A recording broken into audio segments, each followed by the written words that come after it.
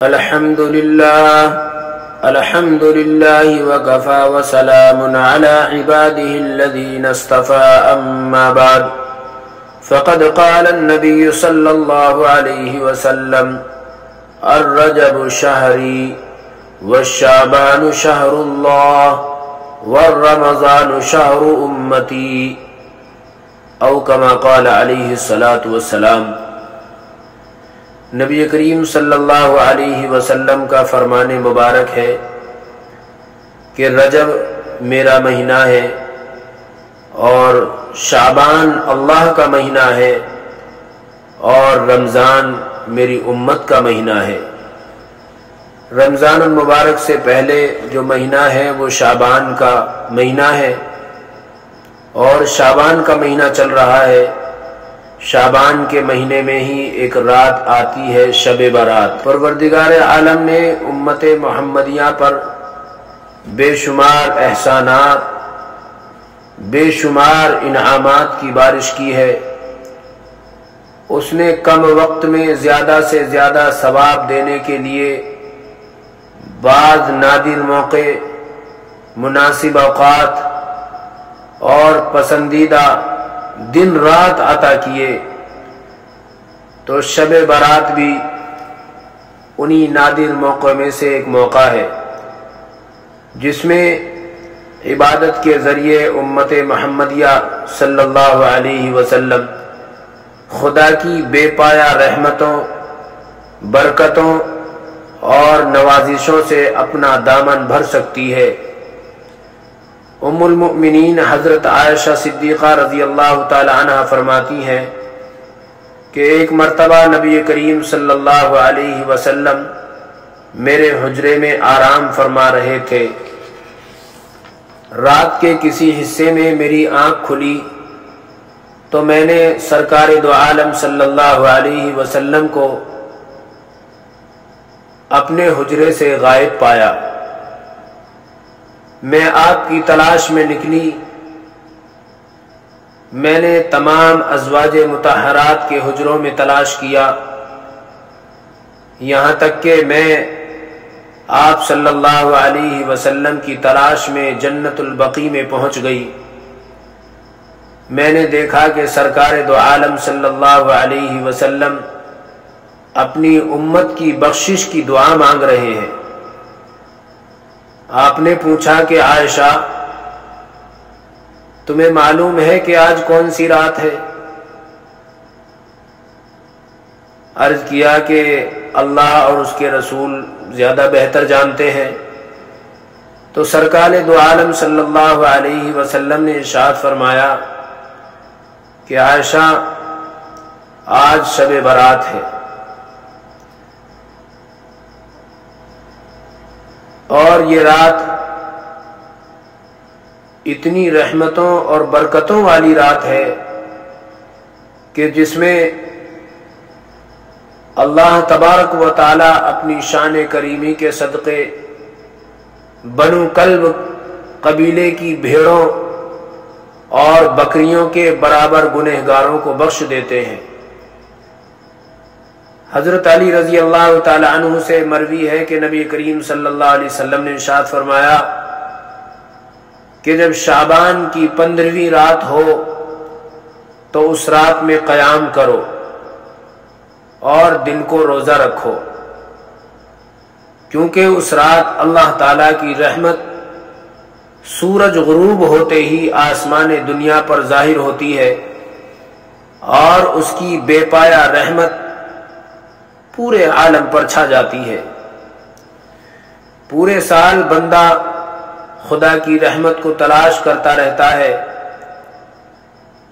اور یہ ایسی مغفرت والی رات ہے کہ جس میں خدا کی رحمت بندوں کو تلاش کرتی ہے۔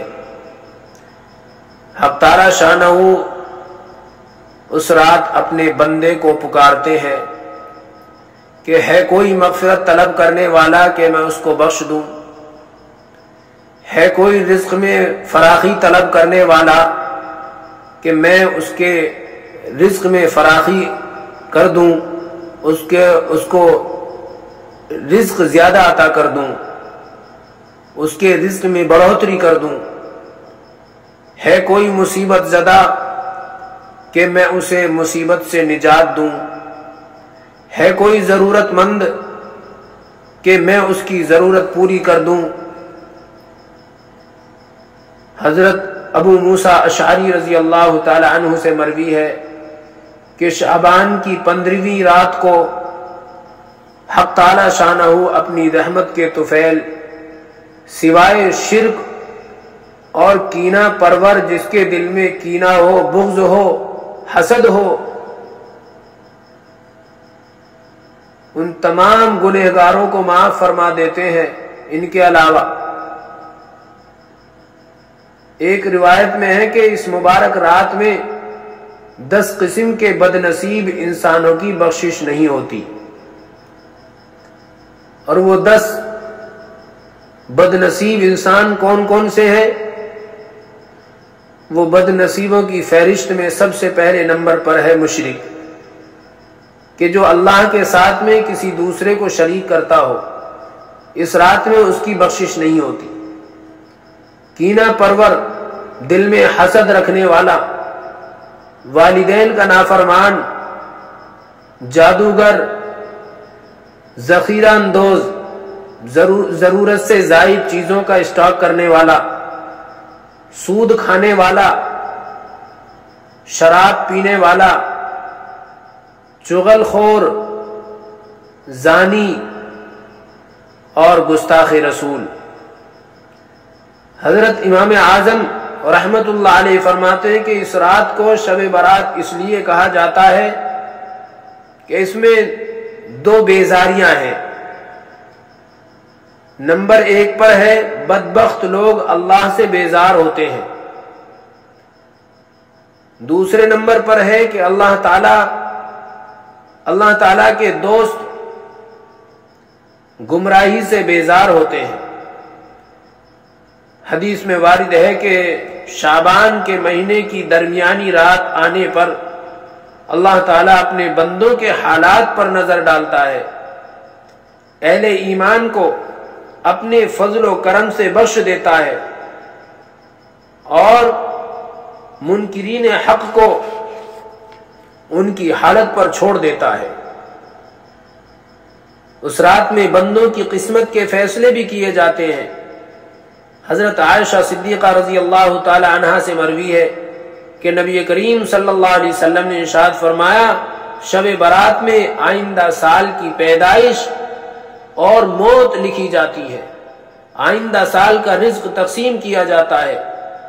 حضرت عکرمہ رضی اللہ تعالی عنہ سے مروی ہے کہ نبی کریم صلی اللہ علیہ وسلم نے ارشاد فرمایا، شعبان کی 15ویں شب میں سال بھر کے امور کا فیصلہ کیا جاتا ہے۔ موت و زندگی، طلاق، نکاح، خوشی غمی، مالداری غریبی، عزت و ذلت، عروج و زوال، غرض کے بندوں کی قسمت سے متعلق تمام امور طے کیے جاتے ہیں۔ حکومتیں، جماعتیں اور تجارتی ادارے ہر سال آمد و خرچ کا حساب کر کے نفع اور نقصان کا اوسط نکالتے ہیں، سابقہ کارکردگی کا جائزہ لیتے ہیں اور آئندہ سال کا لاحق عمل مرتب کرتے ہیں۔ مولا کریم بھی ہر سال شب برات کو اپنے بندوں کا بجٹ بناتے ہیں۔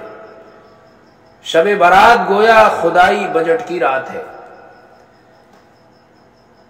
شب برات قہر و غضب، سعادت و سقادت، مغفرت اور پکڑ کی رات ہے۔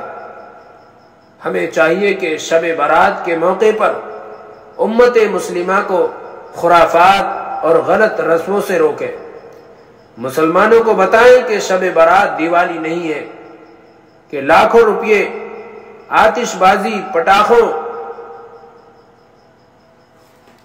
اور پھلجھڑیوں کی نظر کر دیں۔ اس میں اسراف اور فضول خرچی کا گناہ بھی ہے اور غیر مسلم قوم کی مشابہت اختیار کرنے کا عذاب بھی۔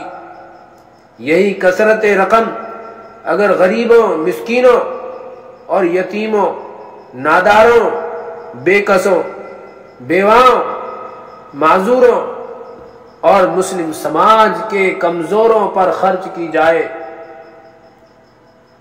تو ثواب دارین بھی حاصل ہوگا اور انسانی ہمدردی کا اجر بھی ملے گا۔ آج ہم طرح طرح کی خرافات، طرح طرح کی بدعات اور رسومات، ان سب میں الجھ کر رہ گئے ہیں۔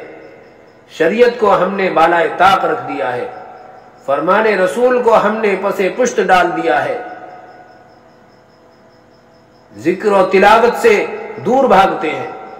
اس مبارک رات میں ہمیں خوب عبادت اور ذکر و تلاوت کے ذریعے اپنے اعمال کے رجسٹر میں کچھ نیکیوں کا اضافہ کرنا چاہیے۔ آخرت کی فکر اور خدا کی پکڑ کا ہر حال میں خیال رکھنا چاہیے۔ شب برات کے موقع پر ہمارے ملک میں دینی جلسوں کا ایک اچھا خاصا اہتمام ہو رہا ہے۔ اگر ہم دین کی باتیں سننے سنانے میں ایمانی جذبہ اور شوق کے ساتھ حصہ لینے لگیں گے تو یقین ہے کہ انشاءاللہ رسوم اور رواج اور بدعات اور خرافات کے یہ بادل بھی بہت جلد چھٹ جائیں گے۔ خدا تعالی ہمیں اور آپ کو اس بات کی قدر کرنے اور اس میں ذکر اور عبادت اور تلاوت کی توفیق نصیب فرمائے، اور ہم سب کو اس مبارک رات کی برکتوں سے مالا مال فرمائے اور اپنی مرضیات پر چلنے کی توفیق عطا فرمائے۔ والسلام علیکم ورحمۃ اللہ وبرکاتہ۔